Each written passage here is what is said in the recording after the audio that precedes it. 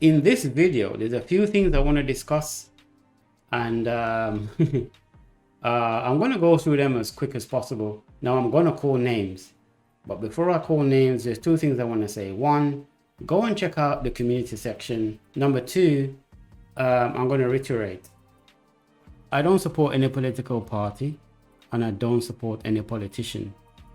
So the names that I'm going to call doesn't mean I'm against that political party or against that government. If the PNP was in power, I'll be calling out Mark Golding's name and all the other MPs that sits on the JLP if they're the sitting administration government. Now, having said that, the PNP party have lots of shortcomings as the opposing party. In my opinion, they're not doing their job properly. It's no good at the very last minute of local elections and with the looming general elections, all of a sudden now you want to spring into action and look alive. It's a bit too late for me. It's like studying for an exam and a day or two before the exam you start studying. It's kind of a little bit too late, but hey, you never know, he might can clutch it. That could be a thing. Now let's just jump into these names. Now the first name up, as you know, the administrator, the person, the captain of the ship right now currently, Andrew Holness. Now the first red flag for me is the Integrity Commission basically was having a go at him because for 2 years, you have 2 years undisclosed, allegedly it's 2 years undisclosed income and financial interests and other assets that he failed to disclose or sign a pledge, as Mark Golding sort of mentioned in his speech some time ago. I kind of did a video on that as well. Now, that to me is a negative on the PM. That doesn't look good. Ethically, it makes you look like you have something to hide. Okay. Then there's a situation where, given all that situation, instead of the Prime Minister Andrew Holness saying, you know what, they're right, it doesn't look good, it's not ethical, let me go ahead and correct and rectify this situation, you know what he did instead? He attacked the Integrity Commission and say they're weaponizing situation against him. What? Really? Wow. Have you got something to hide, Mr. Prime Minister? You got something to hide? Yeah, blink twice if you think he's got something to hide. Anyway, the next thing is the people that they built a house apparently illegally on a bit of land, and they're classed as squatters, if you like. And then here comes the bulldozers to bulldoze these people's houses down. In my opinion, there could be better ways you could have gone about doing it. But hey, you chose the harsh route. The optics don't look good. Again, it's not ethical. There's something that says two wrongs don't make a right. So because they illegally squatted on land, and maybe they paid to get architects to design the property, they paid builders to build the property or construction companies to build the property, but the land itself, they don't own it. And maybe there was some nefarious, dodgy, scammy ways in which they get the titles or the land titles for the land. But two wrongs don't make a right. When you come in like that and just bull down people's houses out, struggling working class people, that highlights a bigger problem with the government, which is if people are going to those lengths to house their families, it means the government has failed them in providing affordable houses, or the affordable houses that they're supposed to be having access to, the bureaucracy and the nepotism is too much that they can't access those properties. So therefore they're pushed to this, not justifying it. What they've done was wrong. It was illegal. Let's not be fluffing around the bush. It was illegal. And some of them, from what I understand, went through some really scammy ways of, getting titles.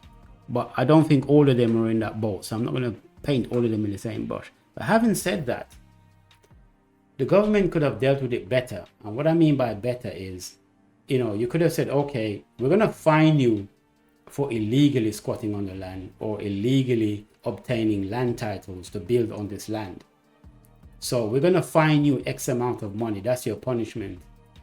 But at the same time, we're not cruel dictators.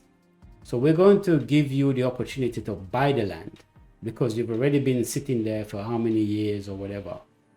So what we're going to do is you have to buy the land from us now and get the proper land title, the legitimate one. And we can set up a situation where you can pay in installments if you can't afford to pay the entire thing off in one go.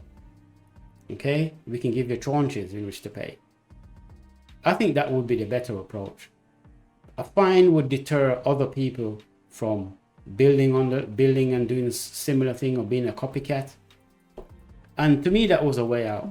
No, the fine is up to the government. You don't fine people what you think they can afford. You fine them an amount which hurts them in their pocket, where the next set of people say, right, they want the money where the government fine them people in them. And I'm going to find out the type of money they brother. No, sir. So that's just my opinion. Okay, so that's that situation. Now, the other one is the Speaker of the House. This is a big one. Come closer. The sitting Prime Minister of Jamaica, Andrew Holness, of the JLP party, his wife is the Speaker of the House in Parliament. Does anybody see the conflict of interest there? Do I have to draw you a diagram or spell it out for you? Actually, I don't. There's already an example of conflict of interest. Forward, Mark Golding. Mark Golding apparently highlighted that when there were the illicit six, which from what I understand are all JLP members of Parliament or JLP affiliates, these illicit six that the Integrity Commission has highlighted, the Mark Golding wanted to sort of table the discussion or debate in Parliament, which would, reveal and expose these people's names, which is in the public's interest, by the way. So he has a right to do that. But guess what? The Speaker of the House, surprise, surprise, also happened to be the wife of the Prime Minister, who belongs to the JLP party, the ruling government, decide not to table it. That's the information that I got. Whether this is true or not, I don't know. This is all alleged. So that's how I'm hearing the story. Okay? Now, if the Speaker of the House is blocking the tabling of this discussion, that's a conflict of interest, because what she's doing, the wife of the Prime Minister is doing, is prohibiting the opposition from discussing and highlighting these illicit six in Parliament, which is what they do there. They just debate and chat and laugh and drink and smoke and blah, blah, blah, and nothing gets done anyway. Most of them are friends with each other. We know that already. So we're not trying, you understand, pity up the team. But having said that, for you to sort of block or shelve the tabling of these sort of discussion, which is pertinent, it's a conflict of interest, because if it was the other way around, you would want to table such discussions.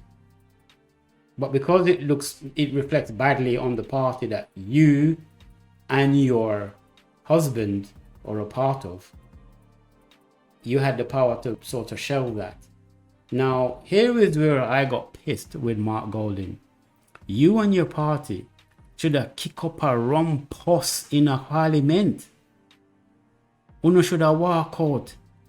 You should have gone on a media tour to every television station and blogger and tell them, say, imagine there's an illicit six that the Integrity Commission is investigating and they're found to A, B, C, D, E, F, G. And we try to table this discussion and debate where it would have brought the names of these people out. Because these people, if it's true, they need to be arrested. They need to be fined and they need to be booted out of politics. We don't need corruption in politics, but it's an intrinsic part of Jamaica. Corruption is an intrinsic part of Jamaica. So because of that, yeah, the wife of the prime minister, the sitting prime minister, blocked the motion for this to go ahead and be discussed. That's what he should have done. But instead, him just curl him tail and just go with it. I mean, I've heard murmurings that, you know, at some point they walked out, but that's just gesture. That just like a, you know, like when them say something and them say here, and them knock the desk. Like the political system in Britain, they do the same thing. It's all the same colonial rubbish. I just don't get it. That was his opportunity to shine, and he didn't, and he missed that opportunity. This is why I say it's no good looking alive will come, you know, the local elections and, you know, and the looming sort of, you know, general elections. You should be looking alive months ago, years ago. From the minute you lost power, the PNP lost power and was the opposition. You should be having fire at these people tail all the way for all those years until now. You sitting back and just barely uttering anything, you're complicit. It's that simple. You don't have to do the wrong thing. But if you see the wrong thing happening and you're silent and don't say anything, then you're complicit. It's that simple. Okay? So that's my opinion on that. Now, before I go ahead and the rest, I just want to say, this is the reason why I always say I don't support any politician and I don't support any political party. All I support is your policies and what your manifesto is saying. And if your manifesto is in line with your previous history of action, then I'll support the policies and the actions you're going to put in place. But if your manifesto is promising one whole heap of promises, and you know what they say, a promise is made to, but at the same time, your history and previous performance doesn't match up to your promises and your manifestos and your policies, then far as I'm concerned, your policies are bullshit. It's that simple. So having said that, now, you know, that's where I will put the flames to Mark Golding for. Yeah, he's failed in that respect. In terms of, you know, putting the fire on the PNP. So just to be clear, even though I don't support political parties and I don't support politicians, it doesn't mean I don't vote. It doesn't mean I'm not in favor of the electoral process. And it doesn't mean you shouldn't vote. As a matter of fact, you should. What I'm saying is, don't vote because of what your mother and father used to vote, and your grandparents and and our generations in your family is voting. That's a zombie voting. Okay? You vote depending on the actions of the party and the policies that they're going to put in power. Now, policies, you can have policies all day long. Policies are like pledges. They're promises, and it doesn't mean anything. But at the end of the day, you know, you have to judge people on their history and their actions of their what they've previously done. Excuse me, I'm sort of having hiccups for some reason. Now, if you don't vote, then what will happen is the diehard supporters of either party will vote. And I think that's what happened in this sort of, what do you call it now? In this local elections. A lot of people who are frustrated and fed up with both sides of the political aisle stayed at home and they didn't vote. The problem with that is you've allowed the diehard to vote. And this is why we have these sort of weird situations where votes are taking forever and a day to count, and all these different sort of dodgy situations going on. All these dodgy, you know, delaying and, you know, whatever is going on is because of this.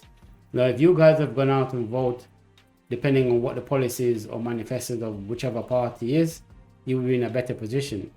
If you're fed up with the voting process, it obviously means, I think it's fair to say, if someone is fed up with both parties, yeah, the question then becomes, are you that fed up that you won't vote at all? Or are you that fed up that you vote out the current one? No, that means the other one that's in opposition will come in. But look at it this way, you've been fed up with them anyway. So what have you got to lose? That's just my opinion on the logics. Besides looking at their policies and their manifestos and their history of what they've done, of what they've produced, because we don't believe in what you say. We don't want to hear your promises. We don't want to hear it, bro. All we want to hear, all we want to see rather, is the action. We look at your history. What have you done? You've been in power for 4 years, 8 years, whatever amount of time you've been there. What have you done? You've been in for 8 years, then you were voted out, then you come back in some years later, you do another 4 or 8 year run. What did you do this time round that you didn't do the next time round? Oh, you still didn't do nothing. Right. And that's my point. So never get it twisted when I say I don't support politicians and political party means you mustn't vote and you mustn't be active and take part in the political process. Of course you should do. The next thing I want to talk about with Andrew Holness is Peanut Dread. Remember him?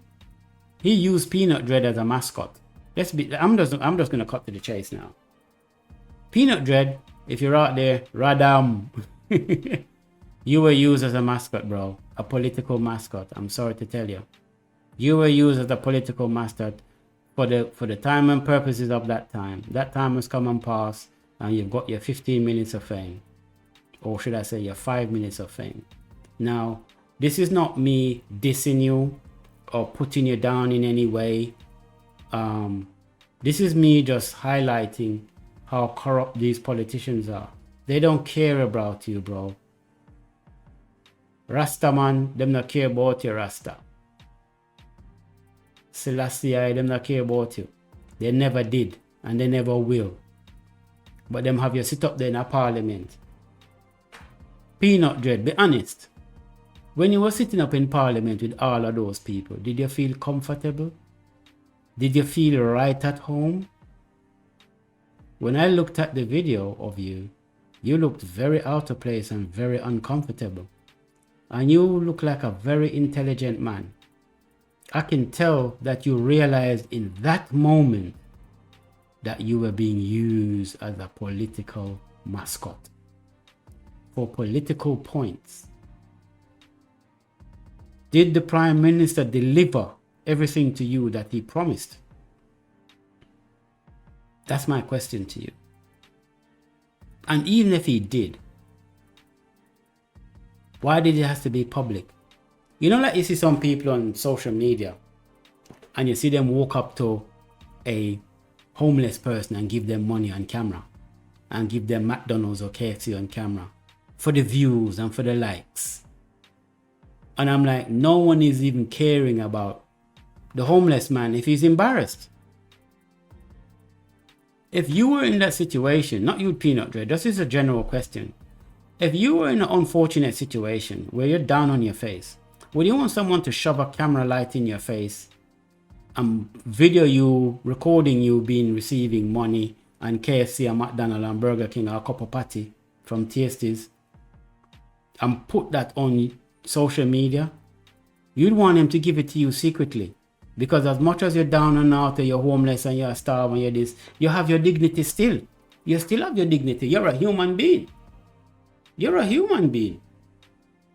So, if this was a genuine attempt to help Peanut Dread, why did it have to be public on camera? Why couldn't the government just Prime Minister hold it, just hit you up privately and say, listen, this is a confidential discussion, and I don't want this discussion to go out. So I'd appreciate it if you just keep this private. Now, I've seen the videos of you crying out for help, etc., etc., etc., and this is what I'm prepared to do for you because I'm touched by your situation, and this is what I'm going to do for you. Okay? And I'll appreciate it if you keep it private and keep it confidential. Yeah, I'm doing this from the genuineness of my heart to help you, one human being to another. Okay? If I'm giving money to charity or I'm giving money to a situation, I don't have a camera shoving in people's faces and posting it on social media that, look at me, I'm giving money to this homeless man. Look at me, I'm giving money to charity. Oh, look at me, I've donated X amount of money to this type. What am I doing that for? That just sounds fake. This is what I'm saying, you're a political mascot. scoring points. And whether they give you what you promised you or not, you were still used as a political mascot. That's my point. Moving on. Now, there's a situation where the awarding of over 200% to politicians. Okay? 200% to politicians. That is crazy. And I think they were kind of slick with it, where the latter two, and this is scheduled to go up to some 28 million or something of that effect. Go check the YouTube video that I have got there. I think it's going to go up to some 28 million, scheduled for April 2024. So if this all quiet and we don't keep the fire blazing under this one, even though the Prime Minister and the opposition leader say, oh, we're not going to accept the money, but all the other politicians did though. All the other politicians did. Why didn't they too agree and say, you know what? You know what would have been better? If Mark Golding says, I'm not going to accept the pay increase, and I'm going to urge and advise all my political members of my party not to take the pay increase either.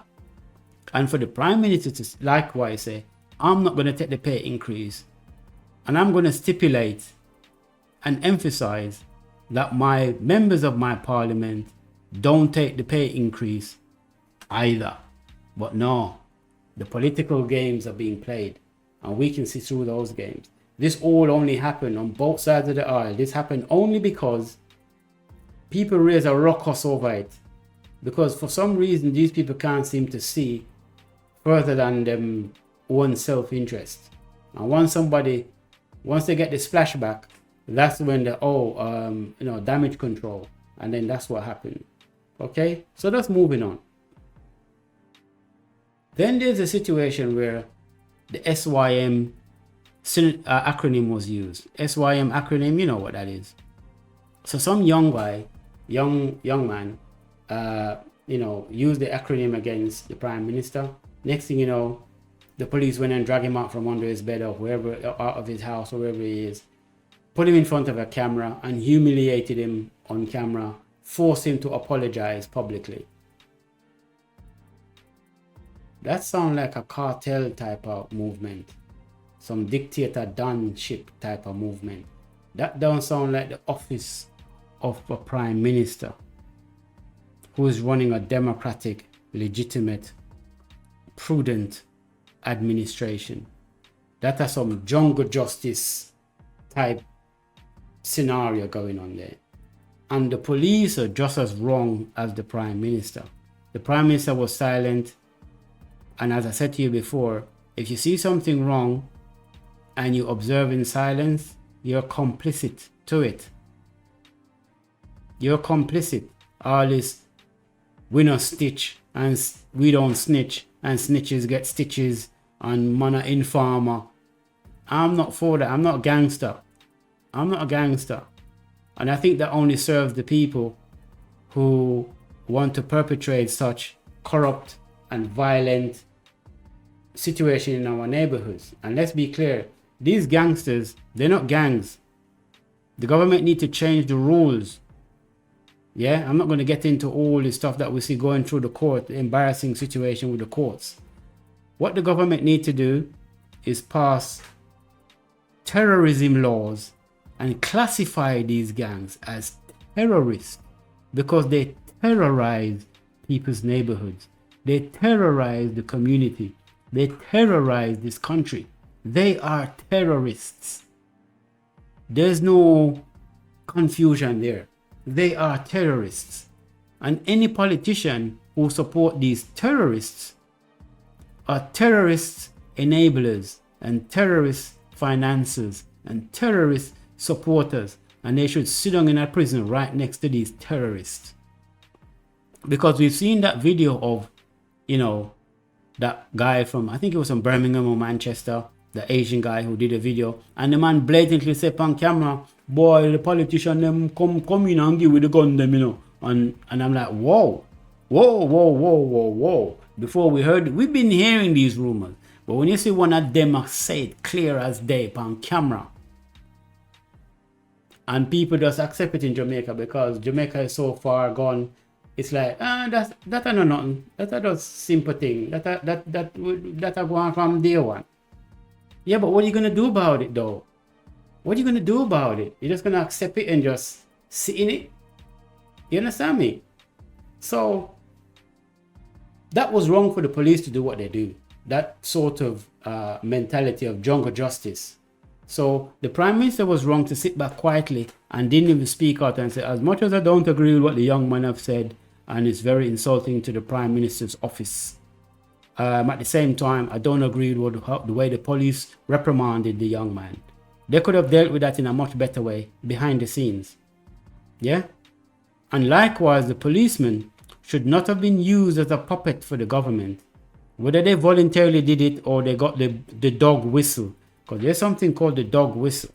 Yeah, you know the whistle that only dogs can hear. Humans can't hear it. The dog whistle where certain people don't have to say anything, but it's understood what the assignment is. Yeah, it's understood what the assignment is. But the person haven't actually said anything to sort of incriminate themselves, so to speak. We're not stupid over here. We understand what's going on. Jungle justice was handed out to that man. Jungle justice doesn't mean you haul him out and beat him to a pulp and broke him up. No. Jungle justice also means the way in which you treat somebody which was not compliant with the rule of law. You going inside a man's place without a warrant and dragging him out of his house and forcing him under duress and threat to apologize. That's against the law, brother. In case the policeman aren't up with the law, that's against the law. You can't enter a man's premises and draw him out of his place without a warrant. And even if you get a warrant to go up in his place, you can't just draw him out. If you're going to arrest him, you have to read him his rights. He has rights. You have the right to remain silent. Anything you say and do can be used against you in a court of law. You have the right to an attorney. If you cannot afford one, one will be provided for you. Did the man get read his rights before no haul him out of his place and drag him out? Did he have legal representative when not force him in front of camera for apologize under duress and possibly under threat? If I was that young man, me probably would have sued. But you know what? Me not go that route because in a way, I'm also split. Emotions are split where at the end of the day, brother, you kind of deserve what you get because you could have expressed yourself about your frustration with the government without a fair use the SYM acronym.